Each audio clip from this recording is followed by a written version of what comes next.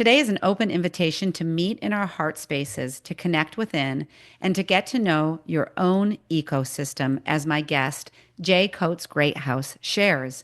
What does it mean to harmonize the grid you live on? Are you called to live in a certain place of the country, to practice intuitive embodiment?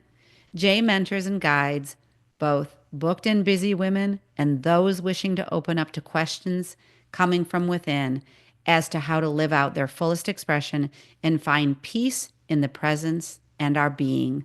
Join us in the episode.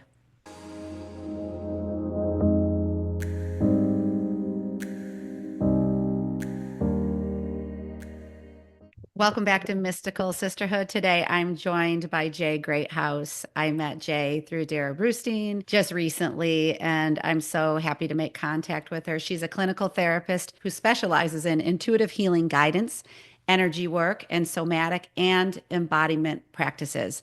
These are topics we've talked about here, but I love bringing forth each practitioner to go into it in their own way. I feel like they're areas that are amongst coaches and therapists maybe familiar. However, for the general population, they're really newer kind of concepts that we are all collectively exploring.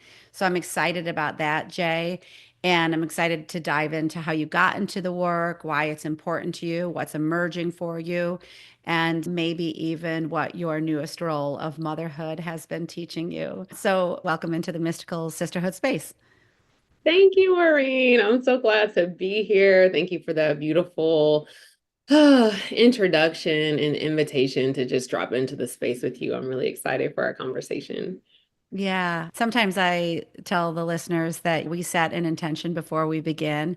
And I was just loving what you were saying about just calling in the messages that are meant to be here from our heart, from reminding those who are listening that we're in a heart space, we're in an intuitive space. And what else do you feel about this space that we're creating today? It feels incredibly timely. I think Mhm. we were both just sharing how the end of January felt a bit heavy and there was a lot moving through. And I think a lot of us are embracing February, like, come on, February, we can do it, you know? But I do feel a bit of a shift. And I think starting the top of my month, the top of my week with you in this space, I believe in geographical grids. And I believe that we are activating part of that grid in this conversation today. And it Mm, takes all of us doing our parts. If we've chosen this path, if we've chosen to awaken, if we've chosen the path of consciousness, and this is an example of that. This is an embodiment, and I do a lot of work with embodiment with my clients, but we're doing that. We're saying, hey guys, January might have laid it on thick, and how do we set some new intentions, activations? And when I move, I really try to presence my heart. I'm a double Capricorn sun and rising. So I have a lot of earth in my chart. I have a lot of like structure, but what I have found is when I'm able to get out of here mhm. and really just I'm like, oh, I need to prepare for Maureen's podcast. And the universe, that did not happen. It did not happen. And it was like, you are prepared. You are Mhm. prepared. Like here, you have everything you need to show up. Absolutely. Absolutely. Thanks for offering that. And I love how you said you work with, or I don't know how you just said it, but with, I read it as grid work often. And so let's just talk about that for a moment because that is given that I've had 110 episodes so far, grid work or working with the grid or even knowing that this exists is not part of typical conversations. How do you understand that? Do you understand it in the earthly plane? Do you understand it also like in the cosmic planes? How does that look for you or feel for you? Yeah, that's a great question. I identify it as both in the geographical earthly plane, meaning where I'm physically planted. I think the term astrocartography is becoming a little bit more familiar for people. But for me, that means I spent years in different places on the earth, in the globe. And there's something that constantly drew me back. I'm physically located in Atlanta, Georgia, in the southeastern parts of the United States. But my spiritual home, a lot of my spiritual awakening was actually in the Bay Area of California. However, I knew there was something that I couldn't fully plant there. I could never find the words to it, but now I describe it as there was something like deficient in the soil Mhm. that my spirit and my soul was activated once I came back to Georgia. And Wow. I have a physical space that I steward. It's in an unassuming location. It's hidden in plain sight. It's a neighborhood that was once really bustling and vibrant that has gone through a lot of transitions. And I know that I was planted there intentionally. I Wow. know that the universe inspired plant me there, and all of the healing work, that's the gatherings, the circles, the ceremonies that we have on that corner in that lot is absolutely activating and raising the vibration of that entire neighborhood, the entire Oh, grid in that space. yes. I love that so much. Just being pulled back when you were many times when you were just sharing that part of your story, it just felt like I was getting chills. I was feeling like really a lot of energy coming through for that, which is such a cool way to register energy as well. But I love that kind of pullback. I'm recording today in a garage that my husband and I rebuilt as a COVID project. And I was Oh, in the house looking out at it because it's a garage, but then we created a living space above it.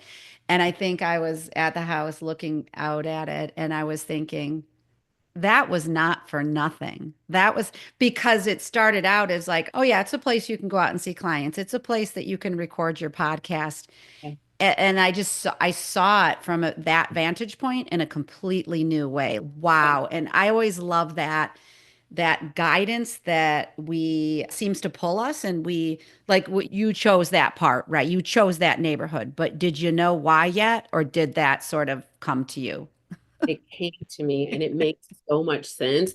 I honestly, even though I consider Georgia home, I've lived in a lot of different places, but I wasn't deeply familiar with the history of that neighborhood until I moved there and a lot became revealed, a lot was shown to me. And this was, I think, like the 20th house that I looked at. So yeah, it was definitely divine. As soon as people walk in, they're like, did you do this? I was like, no, it was here. It was all like this. So I didn't know, but I knew. Mm-hmm. And I Mm-hmm. think that is the part going back to the intuitive embodiment mentorship. I think we experience it's highly rewarded, right? Just the society that we are conditioned to navigate, how we are socialized. There's so much external reward for Mm-hmm. the knowing and the doing. And I think we're highly being redirected. Some people describe it as reconnecting with the divine feminine, but it's more the being, Yeah. like the being and the knowing in here. And they don't have to be separate. They are beautiful companions. And that's a lot of Mm-hmm. the work that I do is how do we build this relationship between our top down and bottom up experience of life. There's such a beautiful opening in the heart space when we're able to value it, trust it, be Mm-hmm. in it, and allow it to guide us. But that takes control, that takes release of control for so many of us who are conditioned to value the other form of knowing. Yeah, I hear so many people in the space, like you were trained with clinically, you have your Mhm. therapy degree. I hear a lot of people getting into the coaching world, and it is part of the newness of what's happening, I feel, on the outside, where I look at it like at that, what feels, I think, like probably to the both of us, like an explosion of coaching. Yeah, However, it's part of a bigger picture. And then there's a lot of people that question, I don't have the letters. And I'll tell you what, I think most of those people are training and certification after certification so they can really know that they know their stuff. But it is, we're like walking between two worlds right now where this is how it used to look really traditionally, and now people are starting to ask like, well, I thought that I needed to be, or I thought I needed to have, or whatever, even if it was the big house or the outer, the pretty purse or whatever it was. But now we're like, oh, what if that wasn't true? And so is that what you're seeing for your life or for your clients? you got it. You Mm-hmm. got it. I Mm-hmm. love that pause, Maureen, the, oh, what if it wasn't true? Mhm. I think that's such a playful question to be in with curiosity. Oh, what if all of those things around my personality, who I say I am, who I've known myself to be? You mentioned me being a new mom. Talk about deconstruction of reality. I'm Mhm. like, wow. Yeah, Wow. I feel like that's a whole nother episode. Um, absolutely. Yep. it's so beautiful in the bringing of the essence of who I am. And there's been so much unlearning that's been accelerated Yep. because of your presence, right? Yes. And Yes. you can choose to try to fight that, or you can surrender and become like one with that co-creative process. And so I think that's where I am now. And a lot of the clients that I work with is around that pause that you mentioned. And that's, I try to help my clients create expansion in their lives, that pause, because a lot of the women that I support are booked and busy. They're like Mhm. booked and busy, accomplished, purpose driven. They've cultivated and nailed and curated so many things externally. They've mastered the external material world. But unfortunately, I believe this time is a really big mirror and a really big reflector of saying, and now what? You, Absolutely. like you said, Yeah. the pretty Mhm. first, you have all the pretty bad, but you still feel a deep void inside. Yeah. And is that the thing? Like when you're booked and busy, I love that phrase. But when you're booked and busy, what is it that allows you to give yourself permission to say, I'm going to call Jay. I'm going to go look at her website. I'm going to see what she has going on. What do you think that is? Do you think it's an awakening and then a permission you give yourself? Because not some people stop there. They Mhm. stop that like and allow themselves to explore. I feel like there's a few things happening. One of the most common that I hear is because people have accomplished and mastered so much in the physical realm, but they're still left with this gap. I Mhm. think people are saying, what other supports are there to help me deepen into the understanding of what success means Yeah. or what accomplishments mean? Yeah. I Mhm. bought the crystals, I went to the retreat, but I'm still doing the same things, behaviors, habits that actually aren't aligned with that vision of who I thought I was going to be after that retreat. Yeah. Doesn't Right. sound bad, you Yeah. know? Yeah. It's like these are beautiful tools, but I think what I'm noticing is that with consciousness and the awakening, people are saying there's still something else. Sometimes that is revealed through outcomes, right? Mhm, mhm. Oh, I have another failed relationship, Yeah. or I had another fallout with a friend, or I still find it hard to trust other women, you know? So now we're seeing like the outcomes of our beliefs, our behaviors, and our Yeah. habits. And again, if you've even tiptoed in the pool of consciousness, those reflectors are being magnified right now because of the time that we're in. Mm, We've mhm. shifted from the Piscean age, and I think we're fully into the Aquarian age at this point. Yeah. There's a lot of ownership and accountability that Oh. comes with the Aquarian age. Yeah, I love you bringing that up because I recently had an experience, but how we can go on these excursions or a retreat or this or that, and my hands up in the air because I just went to one recently, and the Maureen that was out of town and freewheeling and feeling good. She was fun and she was enlightened and she was all the things. And she came back to her house and she's kind of acting like a bump on a log, like she can't get like that fire. Yep. And I thought that's not going to work if I can only achieve that when I'm out of town or out of so how are you feeling these days? Like you call it the intuitive embodiment mentorship. What does that look like in commitment of time? Like how much time do you feel people need to really soak into the work and then start to integrate it into their lives?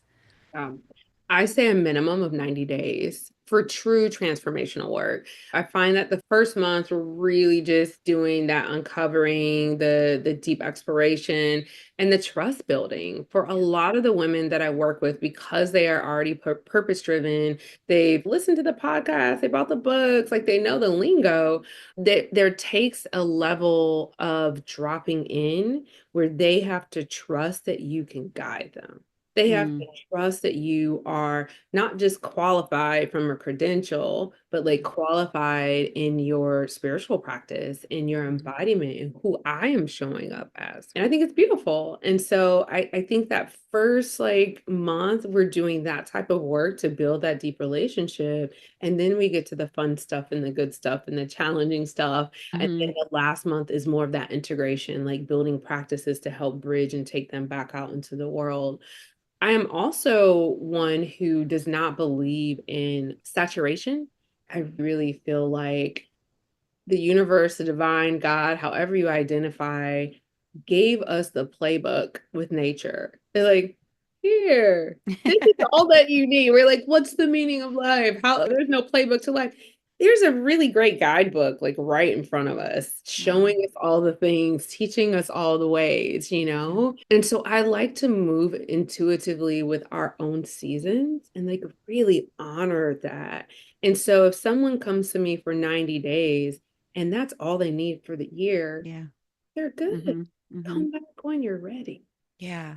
Yeah. So, so true. I remember years ago when I was in women's circles, Sue, her name's Susan Lucci, she was on an early podcast, but she asked the question, how do you like to wake up in the morning? And of course, she was already on her path of consciousness. And I'm like, I set the alarm and I jump out of bed and I go do my workout. So I was like, what? And my kids were younger too. But I look back at that because I think patterns too, patterns can shift on a dime or patterns can take years.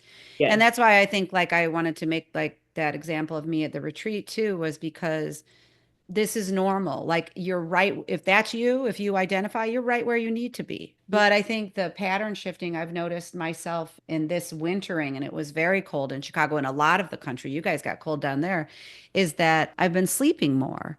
And a woman giving herself permission to sleep without feeling guilt is a really big thing. It's a simple thing and a big thing. It is. That's a Hmm. big one. That Hmm. is a really big one. So we do have a lot of those conversations around honoring and giving yourself permission to really be attuned with your own seasons. What I've noticed, especially with burnout, which is now actually recognized as a medical condition in the ICD, I'm not saying burnout doesn't exist, but what I'm also noticing is how many people are literally overwhelming themselves and their schedules because of the work demands. And I'm not Hmm. saying we all have the choice to change jobs right now, or we all have the option to say no to our boss. But there are things that we have a lot more choice and agency over in our lives.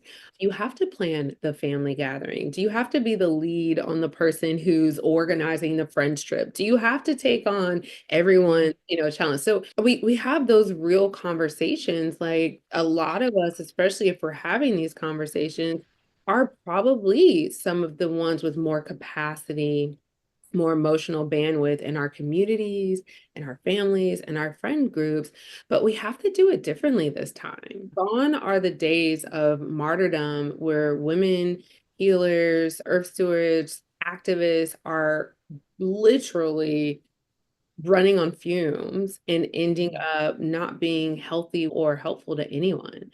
I always like to bring up the question, that customer service person or the social worker who you met and you're like, you don't like your job, do you? You like really unpleasant Absolutely. for all Yeah. of us. We Hmm. don't have to do it that way. Mm-hmm. That feeling of feeling trapped. I think like the one that just came to me was I think for years when my kids were younger, not we, I sent out holiday cards as picket fence picture I could find to make us look shiny, even though it really wasn't that way behind the scenes. I'm not saying anyone else who does, but Uh-huh. I probably gave it up around 6 or 7 years ago. And Okay. I think even if you take a process of giving something like, or let's say someone was at the helm of a fundraiser, whatever Yes. it is, Yes. it's a process to give up. And then it's so freeing now. And I come to it at a different place. So Yes. when I see all the beautiful cards come into my house, yes, I love looking at them. And Yes. I can look at them like you just used the words choice and agency. I can look at them and be like, oh, that's so beautiful. If I want to do that next year, or if I want to do that in March, I can do it. Like, but Yes. now it's a choice. It's Yes. not a laid upon thing on top of me saying, Maureen, you have to do this or else. too. Yep. And I Mhm. hear that so much, Maureen. People coming into my work burnt out, overwhelmed, resentful of their own lives, but it looks really shiny and pretty on the outside. Mhm. The language that I tend to track, I have to, I had to, I must, right? And Mhm. it's actually, no, you chose to. And Mhm. some people, that's really hard in the Yeah. beginning. They're like, what do you mean I chose to? No, you chose that. You chose Yeah. that. I was laughing so hard at the example you gave because I think it's perfect. My son is 7 months, and somehow we managed to pump out a Christmas card this year, but it got to most people like a week late, like a week after Christmas. Right. And I was like, oh, wow, you got to be on this Christmas card game. Oh, that's And, funny. Yeah. it was Mhm. so funny because it took so much for us just to get that Oh, I picture. bet. Yes, absolutely. And I was like, we're in the pool now, like we're in the runnings. And we just did one at home in front of the tree, but it was still a lot of effort. And like, Mm-hmm. how do people do this every year? But it was a I great know. thing. It's a lot of planning, a lot of coordination. When I think of you, I don't know how many years, Jay, you've been a therapist.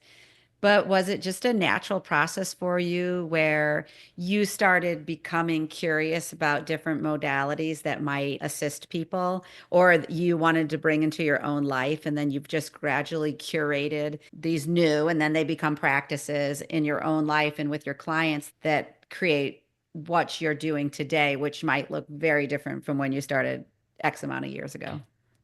Yeah, I think that's a great question. It's definitely, I would say 95% inside out. Like everything that I bring to my clients and feel drawn to do is very organic and intuitive. And I have mostly tried it or experienced it myself first.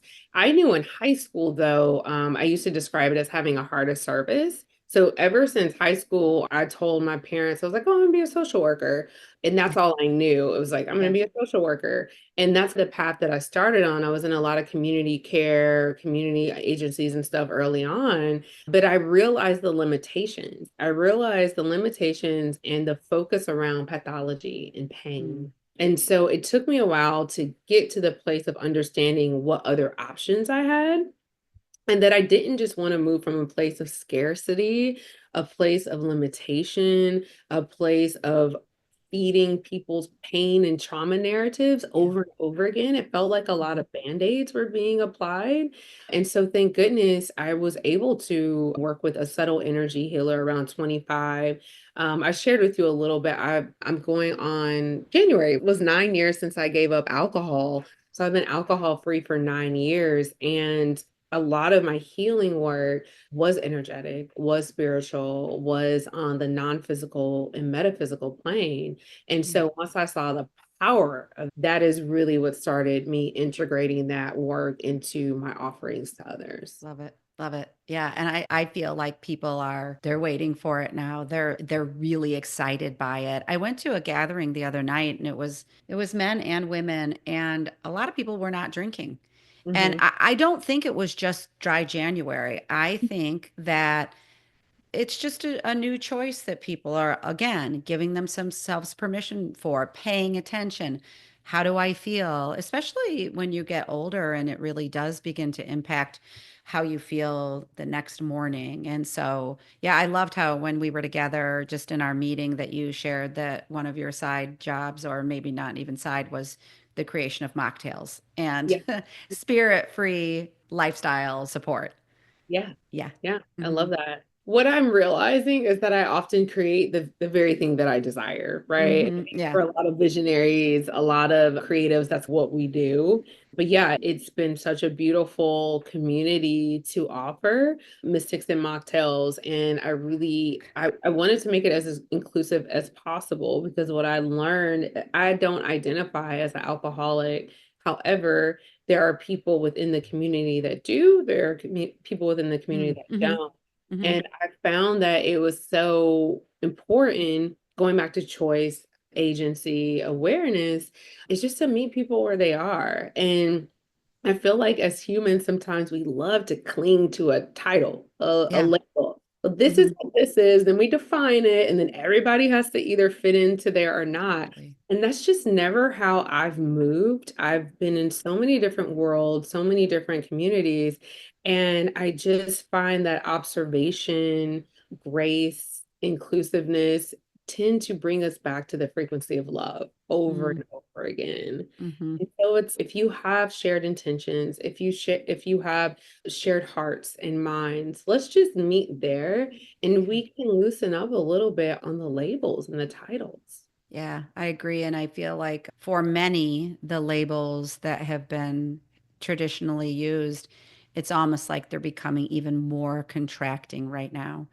I've seen that firsthand. I think you and I have that commonality. I was trained as a speech pathologist, and I worked in that field for about 10 years and then stayed home with my kids. But I look back and I'm like, something else was pulling me. And I had a feeling that part of the labels or part of being in a room where a child received a label. And I know that there's the argument. I know 100% that's how you receive services. And I was talking to someone close to me about the dream of, I have a couple kids in college now. One's graduated, a couple kids in college, but the teacher was saying, I need that document to almost prove that you need to be held in a certain way. And I thought, for me, the dream would be that at some point, no documents would be needed, but maybe just a conversation about this is who I am and how I learn. And I'm learning about myself. And if I can put that vision out there, my daughter's a senior and my son's a freshman in college now. Some of these professors are starting to do some different things, and I'm loving it. Yeah. Just when they come back to me and say, "Oh, this person doesn't believe in grades," or "This doesn't," because I was thinking about that just this morning and the whole grading, and someone might say like, how are we going to do it without grades? Because right now, like the last few years, they took away the need for test scores for colleges. It's coming back where you need them again because I feel like the colleges don't know how to do this because record numbers are applying. But I thought like what that boiled down to, let me know what you think, is someone might say, Maureen, that's absolutely crazy. Of course you need grades. How are we going to know if someone's doing their homework, if they're, but then I thought the word that came to me was trust. Like, why, if we taught our young ones that they were trustworthy from an Ooh, early age, yeah. how powerful that would be. We wouldn't have to worry about it down the line. Yep. So that's a whole lot Oh, I agree. Wow. If we of. taught our young ones that they are trustworthy, we'd have a whole different world right now. Mm-hmm. Have a Mm-hmm. whole different world. And I think what I feel in that statement is wow, the empowerment that would be planted at such an early age. Yeah. And it feels so far away from a punitive system. It's just so affirming. Mm-hmm. And Mm-hmm. I believe in it. Everything is made up. We've made up, like, Right. literally, all of the rules have been created by humans at some point. So why could Mm-hmm. we not create other rules and other ways of existing? It Yeah. just takes enough of us to get to a mass consciousness that have enough access, power, and resources, and then we can all tip the scales. I believe. Absolutely. Yes. You were telling me when we met that you are using, and I think you mentioned this, but more somatics and just embodiment. So are these body techniques? What does that look like within your practices? Yeah, that there's subtle body experiences. So it's a little bit different than like yoga or Tai Chi, even though I'm really interested in exploring Tai Chi a little bit more, and especially breath work. And there's so many different ways of being with the body. What I do with my somatic practice is more around presence and awareness of sensations related to our emotional regulation and our nervous system regulation. And so I describe it as the difference between, let's say, emotional regulation is like, oh, I'm angry. Teach me how to manage my anger. But the subtle body awareness and the somatic mindfulness of that is noticing, oh, my midsection is really tight and my cheeks are burning and my jaw is tight. So, what would happen if I tended to those sensations and those messages and cues in my Mm, body before the emotion even presented, yeah. or before we even started the narrative around the emotion to get us going? Wow, that is a game changer. And Mm, so again, because I work with so many people who are in high impact positions, high impact realms of different agencies and organizations, that feels like key to them, right? Oh, mm, I can be 4 steps ahead of the actual behavior, or like 3 or 4 steps ahead of the narrative that even creates the conflict in a particular meeting or dialogue. mhm. But it's a way of consciousness and bringing the presence back into your own ecosystem, your own internal landscape Mhm. before projecting it or requiring someone else to do something immediately. Yeah. Do you believe that because what I'm thinking a lot about is just the relaxation piece of it. And Mm. so when you're booked and busy and you're going, how do you feel about the power of learning the presence and the being? And is it possible to have relaxation even amidst the chaos? Yeah, that's a great question. Yes, I believe it's possible. I am a living testimony that it's possible. Unfortunately, many of us have got grown accustomed to our adrenals being just out of control, out of balance, our nervous systems being in crisis mode, addicted to dopamine for fixes in order to function, and Yeah. also operating out of a stress response, trauma response, and stress response. Those things all have secondary rewards, they all have secondary gains. And Hmm. so I do believe that even while the world is worlding, the life is lifing, we can have these practices like breathing, grounding, visualization. Sometimes I will literally just place my hand over my third eye area and massage it, or massage my temples, like Hmm. your pressure points, your acupressure points. Like all of these things are Yep. real.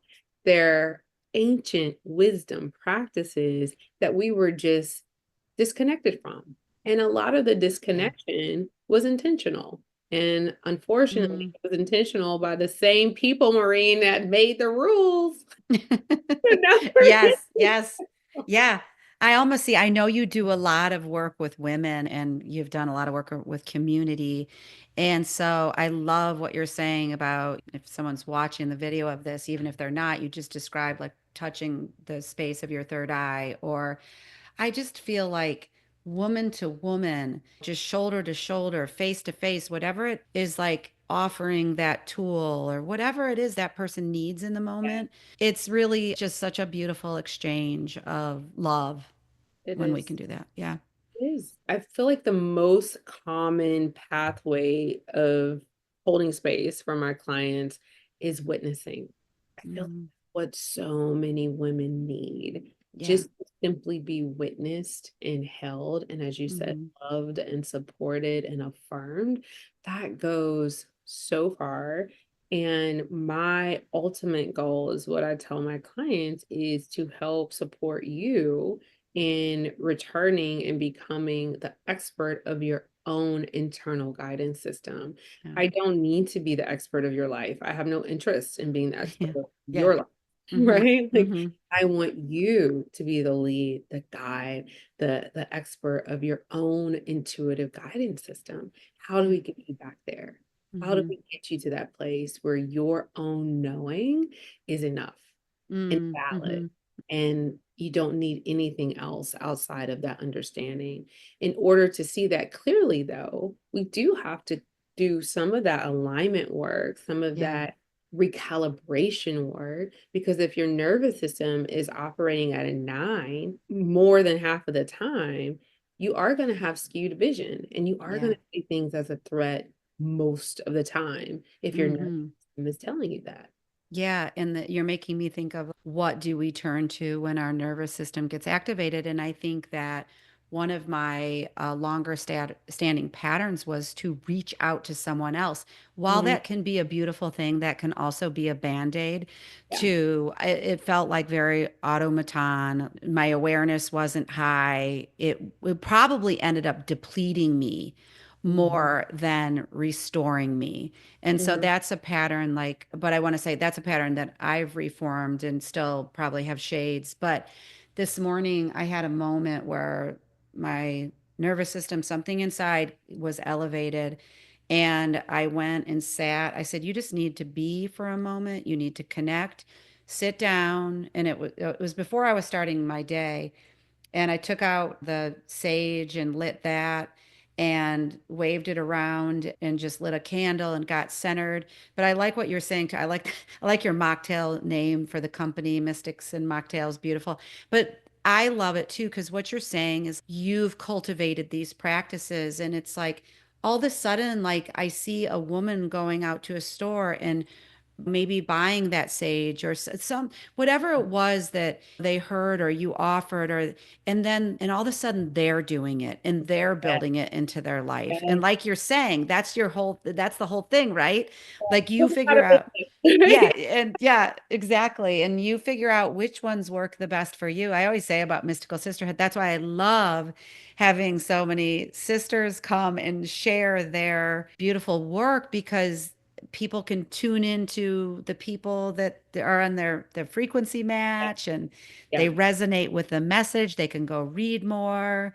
Yeah, I want to say this just came to my heart, Maureen, as far as the mystical sisterhood. I appreciate a space like this so much too, because it just reminded me of that notion of community over competition, Mhm. collaboration over competition.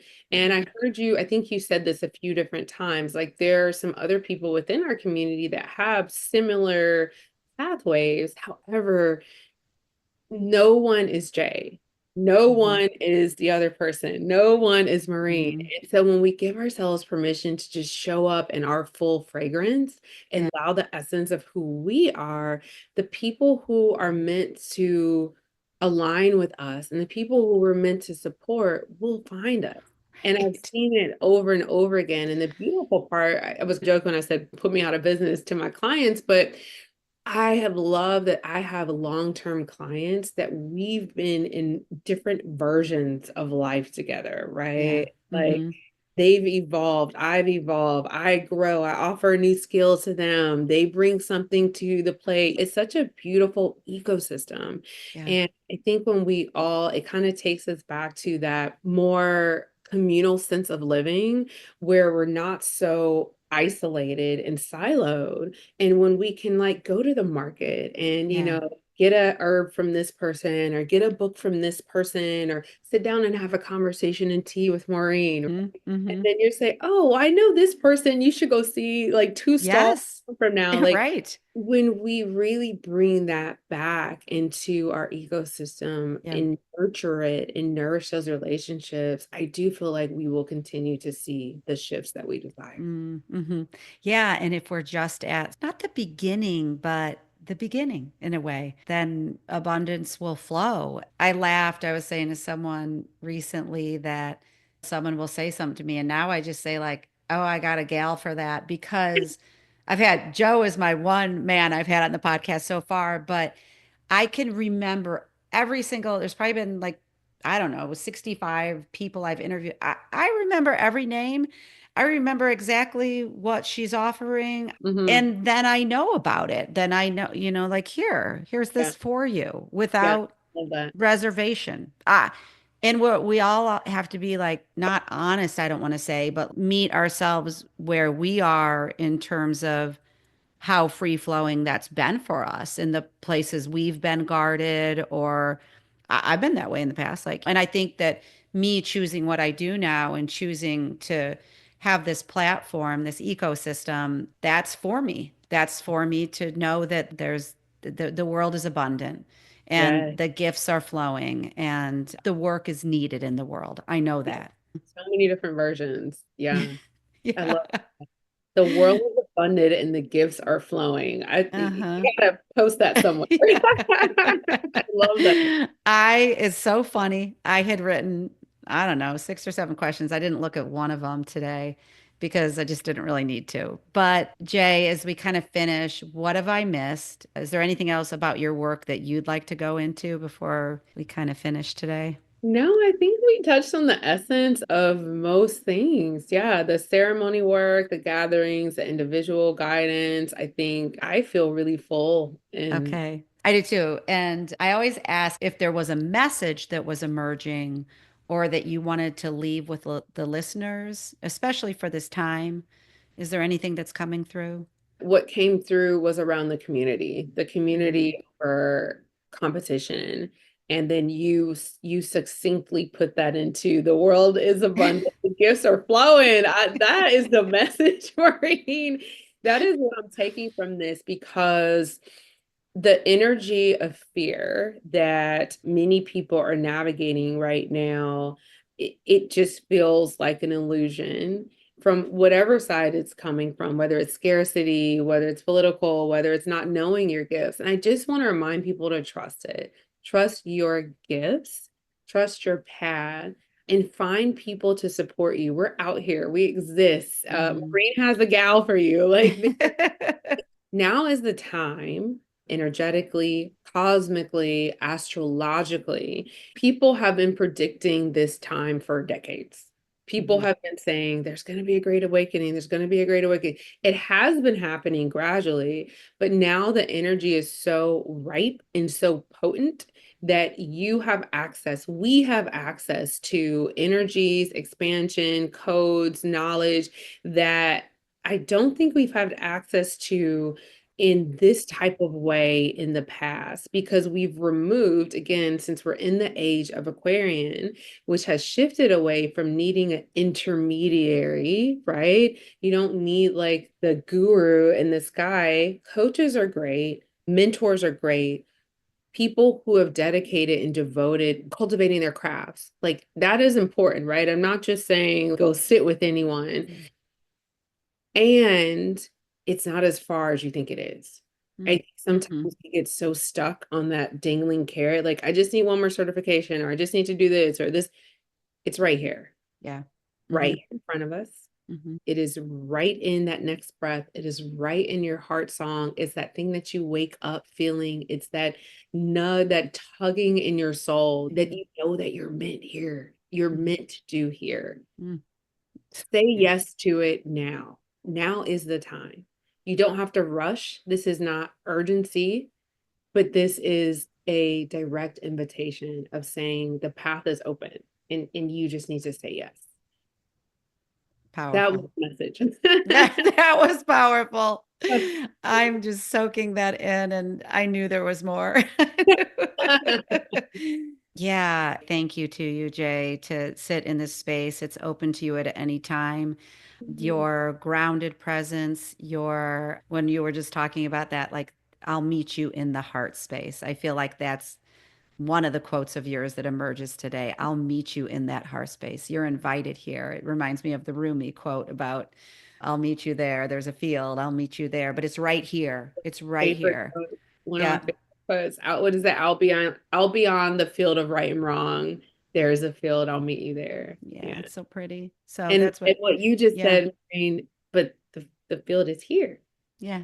The Yeah. field is here. Yeah. Exactly. Well, I've got thanks for chills letting me again. play in the field with you. You're welcome. Thanks for being here. Listeners, we'll see you in the next episode. Let me know what you thought of this one, and I will put Jay's information in the show notes or contact me. Thanks for listening to this episode of Mystical Sisterhood. To learn more about my one-on-one coaching programs or join the Mystical Sisterhood membership, visit maureenspielman.com or mysticalsisterhood.com. Thanks so much. I'll see you in the next episode.